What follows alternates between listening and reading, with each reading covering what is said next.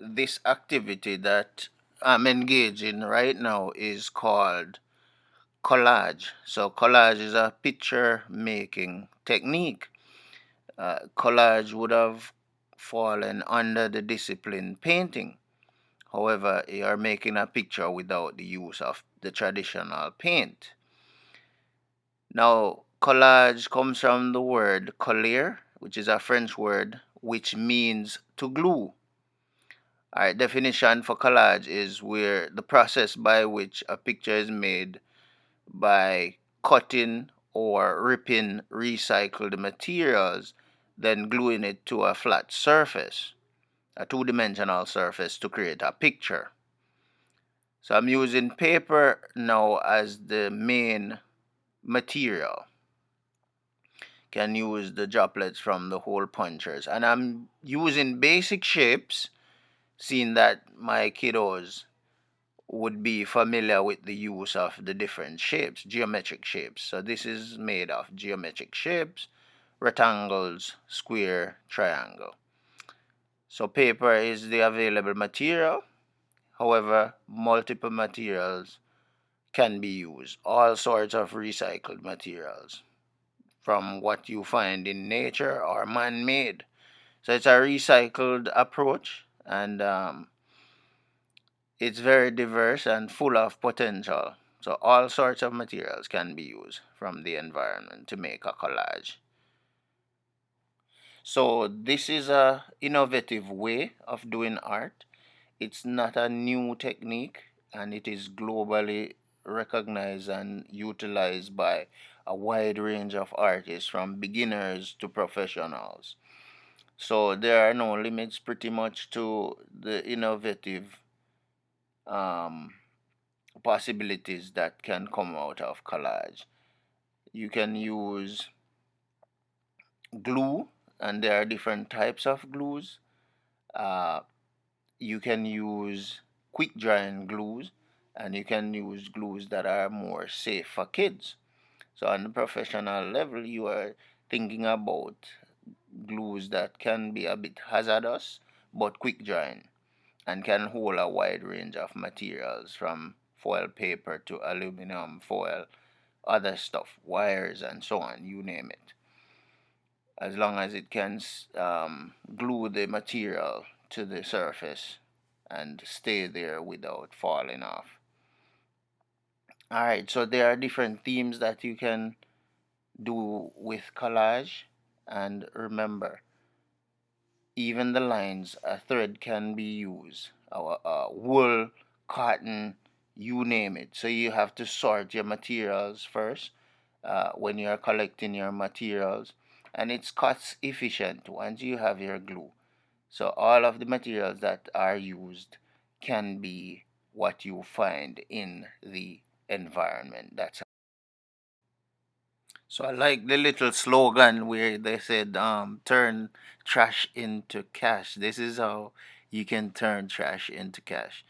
Things that are discarded, that seem to be useless, can be made into something useful, something aesthetically appealing and meaningful.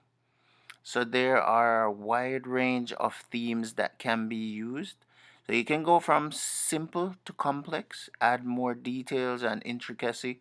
And now this is the hole puncher, the little droplets that would have been tossed usually, that is being used right here.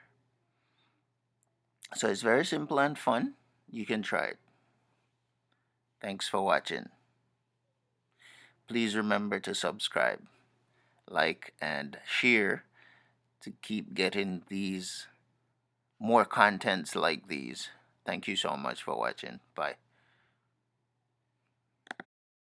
Right, so this is the hole puncher, and you don't have to be making punches, but in case that you're doing it, you can fold the paper like 3 times or two, so that way you would get like double the amount of punch droplets, which will give you a quicker amount of collection of hole punches.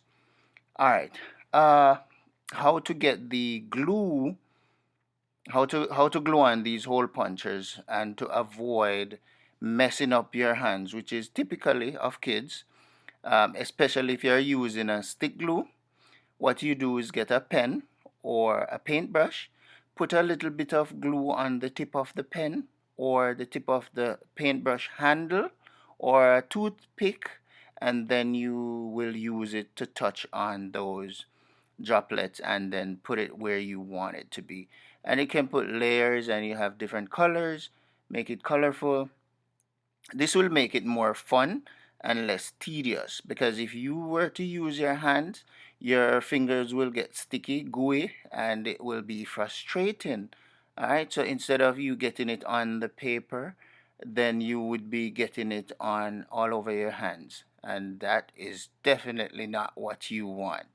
So here's the secret behind that, and the fun part is use a pencil, a pen, or preferably a pencil, because you don't want to mess with the pen point, especially if it's ballpoint pens.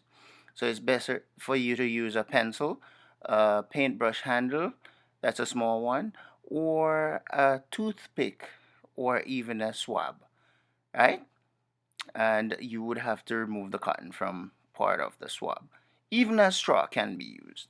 But this is the fun part. You apply a little bit of glue on the tip or of the edge of any one of those that I listed, and then you apply the glue on the surface where you want to put the material, in this case the paper, and then you just touch it. Once you lose the magnet from the pencil or pen or toothpick, you reapply the glue and keep going until you're finished. All right, just remember, summary now. You need to make sure you sort the materials that you want to work with, and you have the appropriate glue that will hold the material to the surface and it won't fall off. Then you make your composition the way you want to, choose the colors of material that you need, and just start working from there.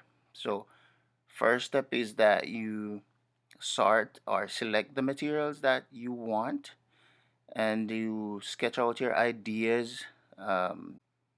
Finally, for the big one. So, for those who are not patient enough and you want to get this thing, you're anxious to get this thing done quickly, what you can do is draw meticulously with the glue, or the glue stick that you're working with.